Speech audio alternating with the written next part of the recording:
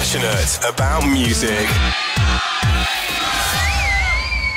Bitch, dyke, fag, hag, whore. What on earth am I going on about, Debbie? It's a new piece of performance theatre from the genius that is Penny Arcade. Legend on the show. Legend. Hello, welcome, Penny, to Gaydar. Thank you. Hi. Now, listen, tell us a little bit about this show that you're doing. It's part of World Pride, isn't it? Well, it's part of a lot of things, I guess. I think it's just part of real life. But, yes, it's a show that I did in London, actually, 19 years ago. It was a huge runaway commercial hit. Michael Billington of The Guardian called it Comedy of Scorching Candor. And it's filled with erotic dancers, which is, it's political humanism, it's comedy, satire, irony, which is amazing since I'm an American. But, it's a very, very funny show with a huge dance break for the audience. The audience takes over the stage and dances, although you don't have to if you don't want to. Yeah. It's a safe space. All different kinds of people will be there. And it's just a lot of fun, and I was very excited. Almost 200 people wanted to audition to dance in the show, which was a really big change from 20 years ago when it was hard to find any dancers in London to audition for the show. And we narrowed it down to first 80 dancers, then 30, and then we hired 15 of the best erotic dancers. Wow. And this is the show that started the international burlesque movement, except it's very different than burlesque because it's real erotica, which takes skill. So it's very, very, very sexy. What is it that you're trying to get from the audience? Because I know this is about censorship as well. Are you trying to make us think from a different part of our heads? Well, I just think we're in a very weird position in history right now. And that, for instance, let's just put it this way. The punk movement, right? It started in New York, and I was part of it, right? But it was never political in New York. It took the Brits, it took the English to make punk really political and talk about what's really going on. And I think last year I was here, we've been working on getting this show up for a year, and I came during the royal wedding, and people kept coming up to me and saying, "Oh, are you here for the royal wedding?" And I'm like, "No, I'm here for the revolution." Oh, I love it. I love it. Because I think that one thing, the difference between New York and London is, as I keep telling them every time I go back to New York, excuse me, people, but they're still reading in London. Hello? Yeah. So I think people are still thinking here, even though the whole consumerist thing has, of course, it's eaten up the entire world. I think that the English still have the ability to look and have, some kind of a oppositional. They don't buy into everything they're sold, And I think that we're just living at a really critical time when people really need to be reinforced that no, they're not just imagining it. The world is becoming medieval again. Yeah, it does. Sometimes we feel that it's almost going backwards in terms of attitudes. Going backwards. No. It's going backwards. Yeah. It's going backwards. And, what I say to young people, who seem to think that they're so rebellious. Like, they don't realize that rebellion has been commodified.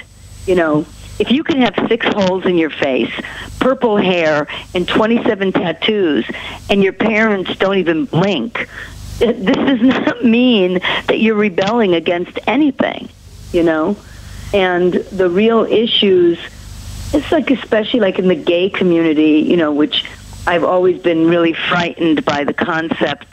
I'm so queer, I'm not even gay, But, the idea that you can form community around what you do in bed has always been a really piss-poor idea to me. And The truth of the matter is that there wouldn't be any gay rights if it wasn't for the heterosexuals who marched for gay rights. And now heterosexuals have been, like, for quite a long time thrown to the wayside as somehow inferior. And I think there's just a lot of things that need to be said, and I say them, And I think the thing people mostly say when they come to my shows is they say, you say what I think about. So, I don't think I'm superior to the audience in any way, but I like to create an atmosphere where you can drink, dance, laugh, cry a little bit, because my work, there's that's the other thing people say. I laughed and I cried, And it's very, very strong performance, and I've been doing this for a long time, and I'm at the top of my game. Can we ask you a little bit about Quentin Crisp, because I believe you knew him as well, didn't you? Yes, he was a very unusual person, and he chose me. You may not know this. He chose me in 1991 as the woman he most identified with in the world, and they did a portrait of us in the London Telegraph, the Sunday Telegraph magazine. And when they asked him why he chose me as the woman he most identified with, he said, "Most people would be horrified to be publicly identified by me as their soulmate, but Miss Arcade is impervious to embarrassment." Oh, I love it. That's brilliant. That's great. Well, can you remember the first time you met Quentin Crisp? Yes, I met him in 1982. And I was walking down the street in the East Village, which is kind of interesting that we're doing the show in Dalston, because Dalston in 2012 is like the East Village in 1982 in a way. Well, actually in 1992. But in 1982 in the East Village, I was walking down the street and I saw this man with blue-purple hair and, quite standing out on a corner, surrounded by people. And I was walking with a gay friend of mine, and I said, "Who's that?" And they said, "Oh, my God, you don't know? That's Quentin Crisp." And I said, "What does he do?" And they said, "He's a very famous homosexual from England." And I said, "Really?" I said, "He's famous for being homosexual." Couldn't quite wrap my head around it. Having, well, I'd never been in, but I'd been, in the gay world since I was 14. I climbed out my window and ran off with a bunch of queens to Provincetown when I was very young, and just lived my whole life in the gay world, and just couldn't imagine somebody being famous just for being gay. And sometime after that, within like 3 or 4 years, he and I became really good friends, because Americans don't like old people. And Quentin was already old, but nobody was younger than Quentin. And he was so incredibly smart, which is honed from people who are on the outskirts of society. Yeah. Like I like to say, when I was young, only special people were gay. When I was young, only special people came out. Not every boring person in the world was gay.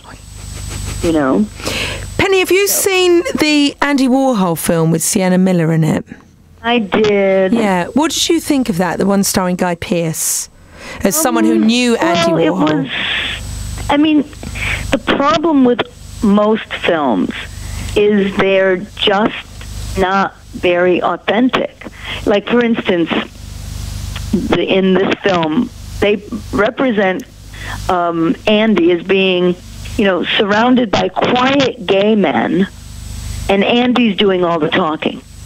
When Andy never talked, and Andy was surrounded by demented, larger-than-life gay men who were wildly opinionated, quite mean, and very, very funny, and never stopped talking. Penny, I could spend my entire life listening to you. I really Me too, could. yes, absolutely fascinating. Well, come to the show. It's going to be so much fun. We are. Why is it called Bitch, Dyke, Fag, Hag, Whore? Because it represents everything I've ever been called, and perhaps everything that I've ever been. And, I think it's really funny to take those words. I'm one of the people who took the word queer and turned it inside out in the 70s, when the gay community said you couldn't say queer and you couldn't say fag and you couldn't say dyke, and that drag insulted women. A lot of us, weren't having it, and so we started saying we were queer. And now queer has become a brand, So it's just about taking these words and, like, you know, I've spent my entire life trying not to be perceived as a bitch. And I think it's amazing that people think that bitches are born when it takes years to become a bitch. And I get a witness out there, male, female, trans. It takes years of being screwed over by your friends, your family, your lovers, your housemates, your bosses. By the time you finally figure out how much society and the government is screwing you over, you're convinced it's you. And you're useless and paralyzed. And bitch, dyke, fag, hag, whore is the antidote to that. Penny, it's fantastic talking to you. Thank you so much for your time. Thank you. Passionate about music.